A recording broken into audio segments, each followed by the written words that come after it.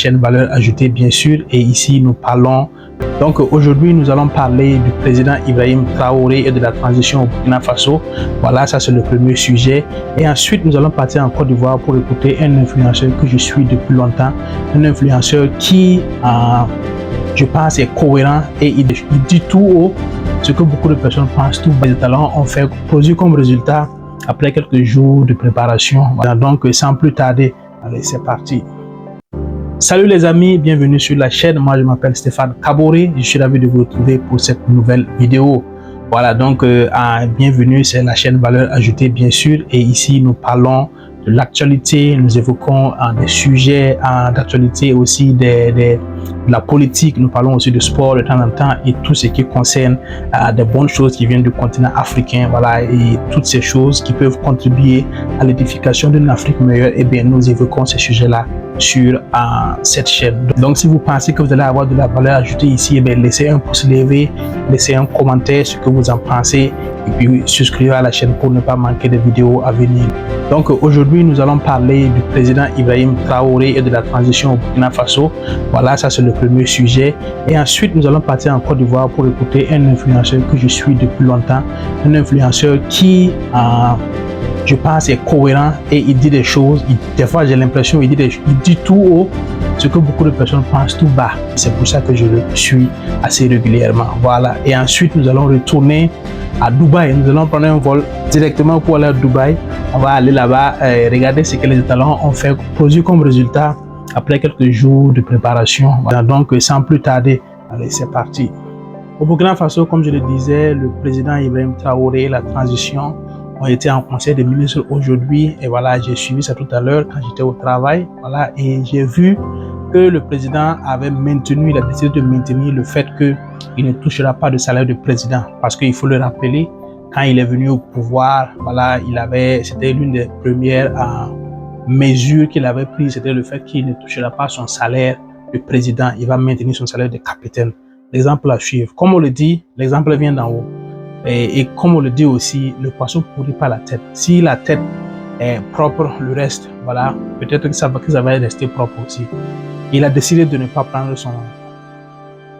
et le président, comme je le disais, Ibrahim Traoré, a décidé de maintenir le fait qu'il ne touchera que son salaire de capitaine. Voilà, et aussi, il faut le dire, hein, c'est rare de voir des choses comme ça en Afrique. Mais quand tu veux donner l'exemple, il faut que ça vienne d'en haut. C'est très bien comme ça. Il faut ajouter que les membres du gouvernement aussi ont décidé, voilà, de céder 5% de leur salaire, voilà, pour participer à l'effort de paix. Vous voyez, c'est quand des personnes comme ça, quand ça vient d'en haut, on peut maintenant aller demander aux gens qui sont en bas à eux aussi faire un effort. Et puis les gens vont dire que si ceux qui sont en haut font des efforts, mais nous aussi on va essayer de faire des efforts. Quand bien même les Burkinabés font déjà assez d'efforts, c'est à apprécier, c'est à saluer. Vraiment c'est remarquable. Voilà, c'est un exemple de solidarité. Parce que comme on le dit, personne ne peut faire cette guerre-là à la place des Burkinabés. Voilà, personne ne va venir sauver les Burkinabés, personne ne sauvera les Burkinabés, c'est les Burkinabés qui feront leur guerre. Et c'est tant mieux. Voilà, ceux qui veulent vraiment aider de façon concrète, de façon claire, eh bien ils sont les bienvenus. Voilà, aujourd'hui il y a l'AES. Et voilà, ça forme un trio magnifique. Ça va être, je pense que ça sera une bonne collaboration, et que ces présidents qui sont à la tête de ces différents pays-là continuent de donner l'exemple, continuent de faire, de surtout pas décevoir, parce qu'il y a beaucoup d'espoir qui sont misés sur eux. Et je pense que pour revenir au Burkina Faso, c'est une très bonne chose de faire ça, parce que apparemment il y aura 1% qui sera prélevé aussi sur les fonctionnaires du public, voilà, et quelques primes, des choses comme ça qui seront prélevées de ça et là pour participer à l'effort de paix. Voilà, c'est bien, je pense. Ce n'est pas simple, voilà, les temps sont durs, mais le plus tôt on va s'unir et puis trouver une réponse adéquate à cette crise-là, le mieux ce sera pour tout le monde, et on va retourner à nos occupations. Parce que 2024, il faut que nous nous donnons la main.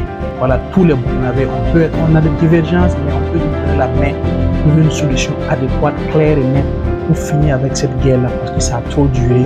Sans plus tarder, on va en Côte d'Ivoire. En Côte d'Ivoire, il y a, comme je le disais, juste Christian Bonzo. Voilà, c'est un influenceur que je suis depuis longtemps, et ce monsieur vraiment, il a fait du bon boulot.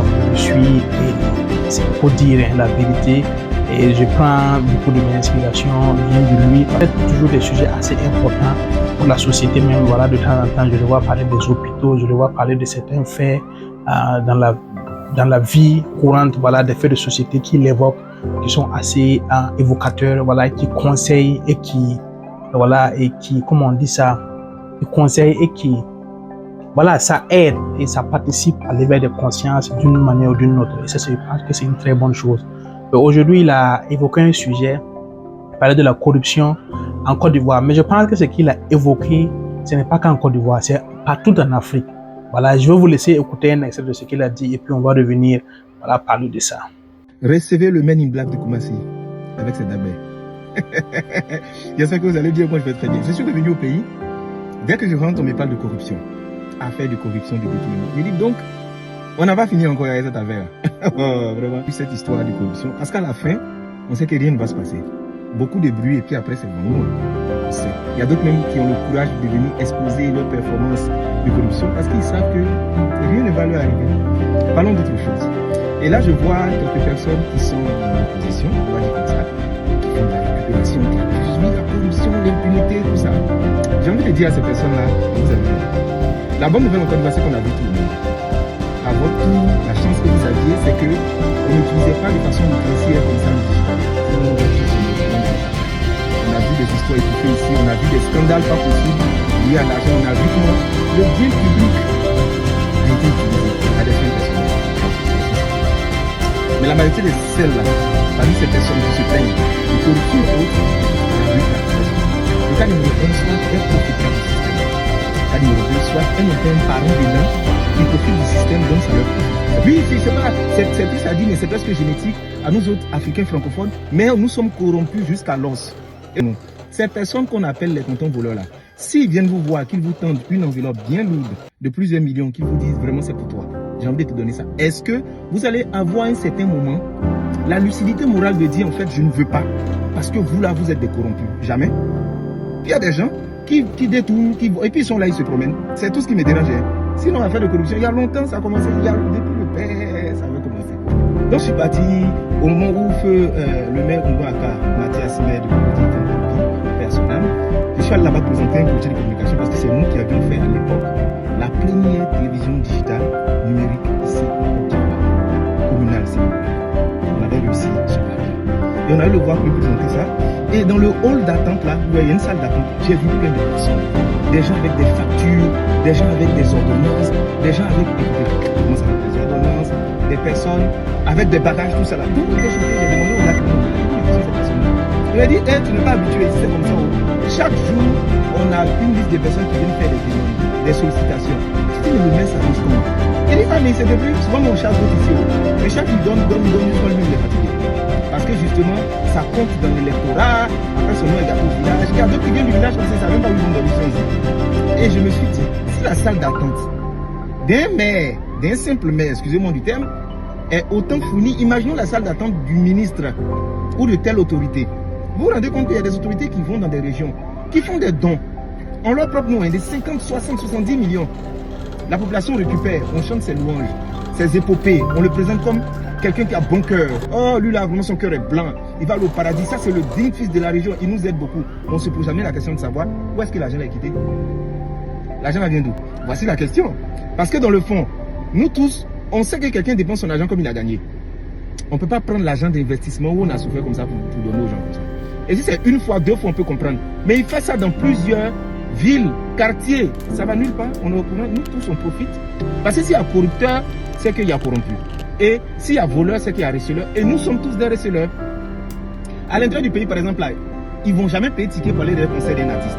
C'est l'autorité de la région ou du village qui va faire venir l'artiste, qui va payer tout, qui va prendre tout en charge. Et puis ils sont contents d'aller danser, d'être heureux. L'argent vient d'où? Je vous pose la question. L'argent vient d'où? Les mêmes autorités vont dans des églises. Pendant la période de jeûne, ils font des dons exorbitants, herculiens. On voit tous. On prend. On prie même pour lui pour qu'il vive longtemps et qu'il reste autorisé pendant longtemps. Et même on prie contre ses ennemis. Le lendemain, on vient sur Internet. Non, mais les voleurs, on profite du système. Quand on ne profite pas du système, on râle. Quand on profite du système, qu'est-ce qui se passe? Tout ce que Crépin Gondo a dit, eh bien, c'est la vérité. C'est la vérité. Parce que ce qu'il dit tout haut, pour les personnes de France, tout va. Et c'est ça. Et voilà, vous pouvez essayer d'entrer en contact avec lui, et puis lui envoyer un t-shirt, voilà, de valeur ajoutée, parce qu'il est une valeur ajoutée. Selon moi, c'est mon opinion et c'est mon cadeau, s'il veut bien l'accepter. Vidéo, je vais essayer d'entrer en contact avec lui, voilà, et s'il veut bien accepter mon cadeau, voilà, je l'enverrai, voilà, tranquillement, je vais prendre les coordonnées et puis j'enverrai. Donc, faites voyager la vidéo. Et à Dubaï, les étalons se préparent pour la CAN qui se joue en Côte d'Ivoire. Voilà, M. Crépin Gondo. Yes. Et aujourd'hui, ils ont livré un match amical contre l'Iran. Malheureusement, qu'ils ont perdu 2-1. Voilà. On ne va pas les tomber dessus. Voilà, mais on est assez inquiet. On est inquiet parce que, de mon point de vue, voilà, au vu des quelques derniers matchs que les étalons ont livrés, je pense que c'est l'équipe la plus faible au niveau rendement. C'est l'équipe la plus faible qu'on ait vue depuis ces 8 dernières années, voilà, pour ne pas dire 10 dernières années. C'est l'une des équipes les plus faibles et ce n'est pas bon signe. Voilà, il faut qu'il se réveille, il a encore temps, parce que c'est la CAN, comme on le dit, ça se joue en Côte d'Ivoire et c'est une rhétorique que c'est chez nous, c'est au Burkina, oui, voilà. Et dans la théorie, c'est au Burkina, mais le ballon se joue sur le terrain. Il peut avoir tant de supporters, mais s'il n'y a pas de jeu qui est produit, s'il n'y a pas de fond de jeu, eh bien on n'ira nulle part, parce que les deux équipes sont bien préparées. L'Algérie, c'est un, voilà, l'Angola nous a surpris quelque temps à Cannes, il faut se rappeler de ça. Voilà, et la Mauritanie aussi n'est pas là pour faire figuration. Il faut se réveiller, il n'y a pas de petite équipe, il n'y a plus de petite équipe à la CAN, et notre groupe est assez serré, et il faut élever le niveau de jeu. Pendant qu'il est temps, le milieu de terrain des étalons, ce n'est pas trop ça. Et voilà, ça laisse à désirer, et c'est assez, voilà, moi je crains, voilà, mais j'espère avoir tort, comme d'habitude, quand il s'agit des étalons. Voilà, ils ont l'habitude depuis quelques CAN de nous faire de belles surprises, et on espère que, voilà, l'électrochoc, voilà, qui fera galvaniser, qui va galvaniser le groupe, qui va les donner à la niaque ce qu'il faut. Ils aillent vraiment faire une belle prestation en Côte d'Ivoire, aller le plus haut possible et pourquoi pas remporter cette CAN là, parce que voilà, on aura l'atout au niveau des supporters, mais il faut produire le jeu, il faut se donner à fond. Voilà, donc c'est ce que j'avais à dire par rapport aux étalons. Ce n'est pas trop ça, mais ce n'est pas trop tard. Voilà, donc c'est tout pour aujourd'hui. Voilà, moi je suis votre frère Stéphane et on se retrouve très très bientôt. Voilà, n'oubliez pas de laisser un commentaire, voilà, de vous abonner à la chaîne si ça vous a plu. Et puis on se retrouve à très très bientôt. Peace.